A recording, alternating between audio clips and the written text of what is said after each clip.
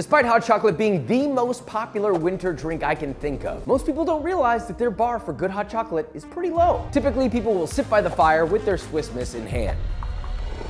Watered down and boring. That's why today I'm taking you on a trip across the world to try the most viral, world-renowned hot chocolates that exist on Earth to show you what hot chocolate can really be. Starting in New York City with the original viral hot chocolate, a legend that actually comes frozen. So I guess it's not hot chocolate, but it was way ahead of its time. It's celebrating its 70th birthday this year with its 30 millionth frozen hot chocolate. How is that even possible? It's from Serendipity 3, a New York City institution opened in 1954. It's known for, well, over-the-top decorations. And if you can't tell by the branding, it's sweet treats. They have 8 Guinness World Records for things like the most expensive ice cream sundae, the most expensive burger, and the most expensive hot dog, coming in at $69. Nice. But the frozen hot chocolate is still the original viral star, selling 5,000 per week during the holidays. So we're talking years before the Starbucks Frappuccino craze. We were the first to come up with this. And it's a secret blend of 14 cocos blended with milk and ice, topped with a mountain of whipped cream, shaved chocolate. This is like in your face. There is a presence to this, which I love. This one is our s'mores frozen hot chocolate. We have chocolate here, graham crackers. So it's topped with our marshmallow, and I'm gonna give you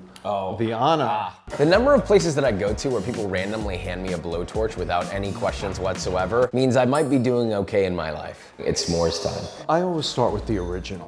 How much can you tell me about the 14 cocos? So much a secret that Jackie Kennedy, when she was in the White House, asked the original owners for the recipe, and she was denied. Wow, okay, That's so I'm not how going to get secret- it, is what he's trying to Yes, say. Translation. you're not gonna get it from me. I'm not gonna lie, I was skeptical walking into this. I thought, okay, it's theatrical, it looks pretty, it looks beautiful, the space is unbelievable. A lot of the time that feels like, could this be a sheep in wolf's clothing? But no, this is remarkably good. Let's try the s'mores one. Oh yeah, that's crazy. I wasn't expecting the toasting of the marshmallow to really come through, but it does. I think I'm enjoying this one just slightly more because I love s'mores. It's that nostalgic flavor, right? It's just like the frozen chilled version of it, identically. I would only lean towards this because of the childhood memories this is bringing me. I'm there right now arguing with my brother in front of the fire on who's gonna eat the last s'more. And it's gonna be me. I could break your hip. He's gonna watch this and be like, what the f? Great hot chocolate, and it's our only frozen hot chocolate. So thank you to Serendipity. At the end of the video, I'll be naming the best hot chocolate that we have. But to kick off our very first rating, or I guess technically our second, despite my enjoyment of Serendipity, I do feel that there's a lot to be gained. It was a little too sweet and candy-like as opposed to chocolatey or earthy. A solid 6.5 out of 10. It's good, it's tasty. Again, it has its place, and I think many people would love it. That said, I think we've got some heavy hitters coming. Next up, we head to Fan Donut in Brooklyn, New York. We have a unique marriage of 3 things: high quality hot chocolate, house-made marshmallows, and their famous donuts. But this was such a viral hit that supposedly Chef Fanny didn't even know it went viral. Like, she literally had no idea. She started selling so much more hot chocolate than donuts, she could barely keep up. Customers had to wait 3 days for her to get more chocolate because she uses actual chocolate. No powder, no bull. Real chocolate. It's a Belgian style hot chocolate made with dark and milk chocolate, salt, and then we use Mexican vanilla topped with a homemade vanilla bean marshmallow and toasted donut croutons. Do you mind putting the dark chocolate in? I would love to. So be careful, you don't want to splash. Oh God, oh God. Do you want to feel it? There's something really satisfying Oh about wow, oh my God. It makes the whisk feel like it's heavier than it actually is. You gotta have like strong forearms for this. This is like a forearm workout. Now it's done, and then we cool it. You have to do it overnight. It gets thicker after this. I mean, it's delicious as is, but to get the texture. In wine and different spirits, you know how they shake the glass and they look up at it? What they're looking for is something called legs, right? It runs down the sides to show the viscosity. This hot chocolate, it's got legs. I never thought of it that way, but I like it. All right, so you got our hot chocolate with the donut croutons, the toasted homemade marshmallow. Smells incredible. Oh, dude, this is ridiculous. You can tell that this has some viscosity to it. I love that the top layer kind of melts together with the marshmallow. This ain't no Swiss Miss, okay? So whatever you're thinking, if you've never had a hot chocolate like this, you have never had hot chocolate. Got it? It's not too sweet, it's not in your face, it's perfectly balanced, it's rich, it's creamy, everything I want. But I love that the croutons also soak up some of that hot chocolate too, right? So when you bite into it, it's still got a little bit of crunch. I should also mention, this is a donut place. Their forte is donuts, and their hot chocolate is this good. How did the croutons come into the equation here? I wanted to see if I could include donuts somehow, but I'm always also thinking about waste. Not just minimize, but create something awesome from it. So one day I was like, we had a whole bunch of donuts. Why don't I just try to make a crouton out of it? I think the learned lesson is if you have an idea, just try it, because you made something really bad here because of that. Well, this is a very different hot chocolate than I grew up with in Mexico, but this is what my son is gonna grow up with. It's gonna be a tough life trying to find someone else making you a hot chocolate like that. Let's just be real. Fan donuts, incredible donuts, and also incredible hot chocolate. Everything about this hot chocolate was absolutely immaculate. Chef Fanny was incredible. The hot chocolate was flavorful. There was chocolate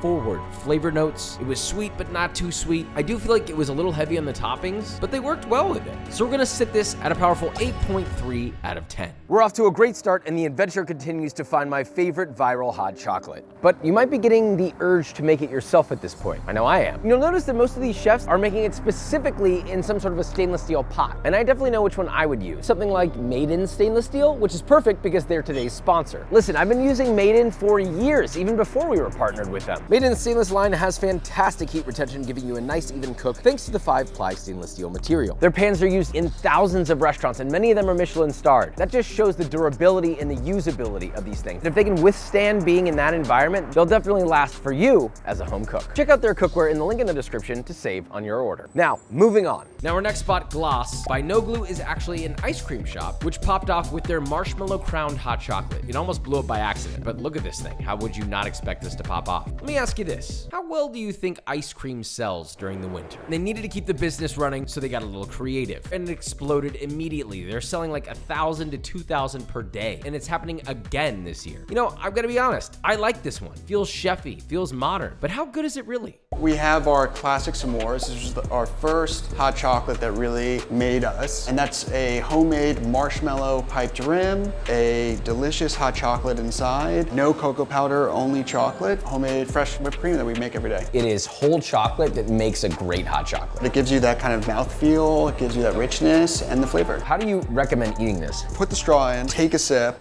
Oh yeah. And then use the spoon to go at it. It's so rich, it's so chocolatey, and the big thing for me, not overly sweet. And this is perfect, very balanced. This is our caramelized white chocolate. You know, normally I'm not a white chocolate guy, and I think as white chocolate goes, it's really delicious. And then we make these sugar shells that we then crack on top for you. Oh wow. This is actually probably the first white chocolate hot chocolate I've ever enjoyed. This is fun, dude. This is fun. And our new chocolate hazelnut gianduja Ferrero Rocher. It's thicker because it has the nut body in it. First of all, this is ridiculous. That one's really good. This one's rich, it's thick. wow. It's insane.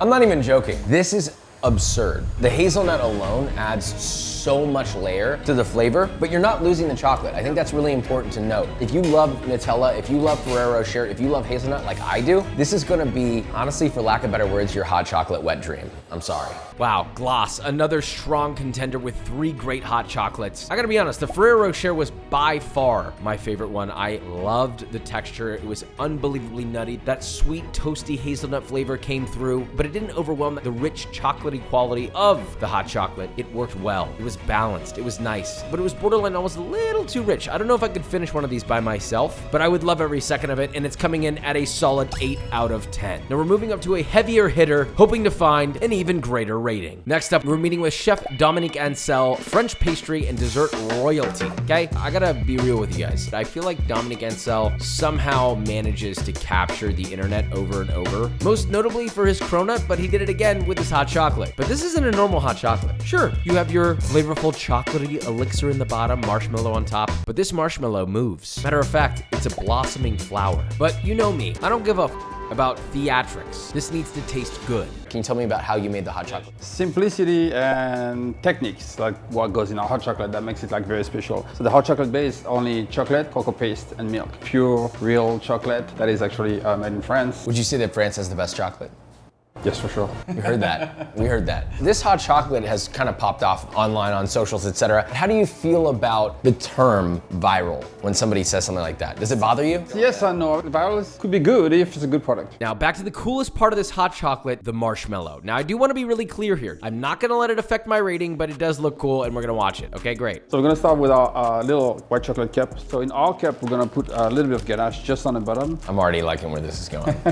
So here we have our marshmallow. We're gonna put our little chocolate pearls right here, and I'm gonna fold it just to be symmetrical. Then we're gonna take our hot chocolate here, grab our tongs, grab the cap, and we do this to order in front of the guests, and we'll wait just a second or two.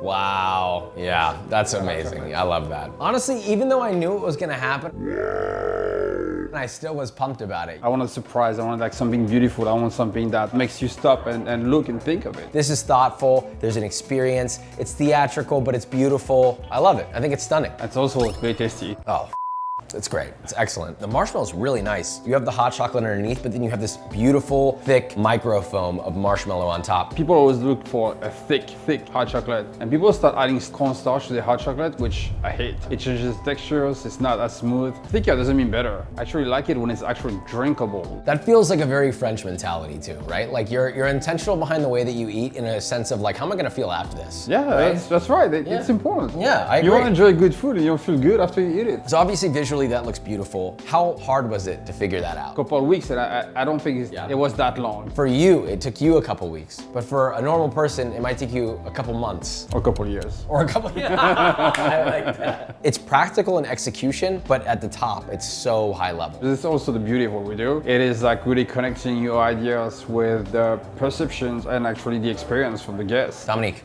Thank you. Thank you, so Chef. much. This is beautiful. Look, Chef Dominique is a true master of his craft, a legend in the space for a good reason. And I've got to be honest with you, the French, they know a thing or two about chocolate. And Dominique, as cute and masculine as he is, he has a light touch when it comes to hot chocolate. And by that, I mean it's perfectly sweetened, it's rich and velvety in chocolate, but not so rich that it overwhelms the palate. And the marshmallow is beautifully flavored. I'm gonna give him a solid 8.6. We're getting up there, but I wonder, is a 10 out of 10 even possible? So Chef Dominique is in the lead here. We're moving on to another chocolate icon, the world famous chocolatier and pastry chef, Jacques Torres. His creativity with chocolate and his entrepreneurial vision helped change the game. But before we head to Paris for our final hot chocolates, I wanted to swing by his massive factory. I'm not joking. I mean, I've never seen any facility this big in my life. Bro rides a scooter to get around. Before we finalize our thoughts on hot chocolate, we must first learn about chocolate, become the chocolate. So we're here to learn how a French master makes 100 tons of chocolate every year. And the incredible thing is, most of it is made completely from scratch. They're even farming their own cocoa beans. You tell me you want the tour of the factory, so you get the tour of the factory. We do high volume.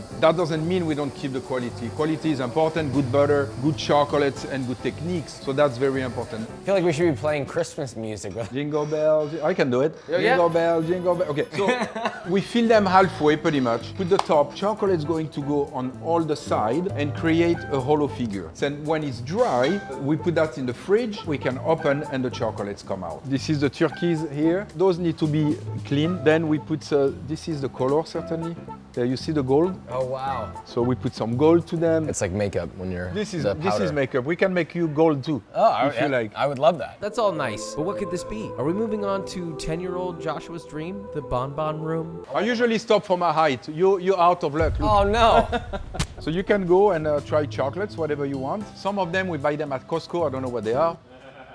Smells incredible. So as you can see, this is gianduja. This is an Italian recipe. Oh. Please help yourself, guys. After eating more bonbons that I'd like to admit, yes, I was still on diet while doing this, I'm sad to say we must bid farewell to the real-life Willy Wonka, Jacques Torres, a one-of-a-kind gentleman whose chocolate is not only delicious, but he's delicious. Wait, who said that? Now it's time to kick our hot chocolate journey up a massive notch. After some already incredible chocolate experiences in the United States, I think we need to take this trip across the pond to see what we can find in a hot chocolate nation, the heart of France. We traveled really far for our next two hot chocolates. We're in Paris. The proper term here would be chocolat chaud. Yeah, there's tons of places you can get it, but there's two famous locations. We're starting off with one of the most famous, Angelina. This place has been around since 1903. It's old as Hopefully their hot chocolate is good. They have a signature blend of different cacao beans, supposedly beans from Africa. When you search Paris hot chocolate online, they're like every result. They even sell a bottled version of their hot cocoa and now have shops in New York City, but we're here to try the original, which more often than not tends to be the best version, sometimes by leaps and bounds. Here's the funny thing. So around the holidays, like tourists will literally line up and wait hours to get this hot chocolate. And there already was a line. We didn't have to wait for it because apparently you could go around and they still sell the hot chocolate on the side. That said, the first thought I had when he was pouring it was, wow, that looks viscous. They didn't put whipped cream on it. They didn't do anything to it. It's very simple, which could be a good sign. It is really good. I'm not gonna lie. I'm actually kind of surprised. It's like perfectly viscous, and by that I mean it's thick, but not to the point of being a pudding, and it's not so thin that it's watery either. You can hear the thickness. Oh. It's really good, wow. Deeply chocolatey, and the sweetness level is absolutely perfect. I would put it in line at the same level as Dominique's and Fan Fan's. They're all boom, boom, boom at the same level of flavor. The only thing I will note is that this didn't need any whipped cream, marshmallow, or anything, and it's still wowing me in the same way that those did. So take that as you will. Something about it felt so perfect to me, and I'm giving it an unbelievable 9.2 out of 10. So that makes this hot chocolate our new leader, But we do have one more that might be even better than this. And these two hot chocolates have been duking it out for a long time. So let's find out which is better. So we're at Carette. It was opened in 1927, very, very famous. They have multiple locations, but we are at the original right now. Small, but beautiful. I really like it. It comes with cream, obviously. Be generous with it. I like that. It's theatrical, it's pretty. Dude, this one's really good too. Really good, it's viscous, it tastes nice. The sweetness is good, and it's definitely up there in the world of hot chocolate. But in comparison to all the other hot chocolates we had, a bit of a letdown, but still a powerful 8.1 out of 10. I don't think this surpassed some of the ones that we had in New York, and it certainly didn't surpass Angelina. Angelina's gets the big win. This is the most amount of work and time and energy and lack of sleep I've ever had over hot chocolate. And I gotta say, you know what? It was worth it. It taught me a lot about how there is beauty in simplicity, and something as simple as a basic cup of hot chocolate can be magical and worth traveling for. Love you, subscribe, bye. You gotta run off all this hot chocolate, but hey, thanks again to Made In for sponsoring today's video. You can go to the link in the description to get your own and save on your order. Bye.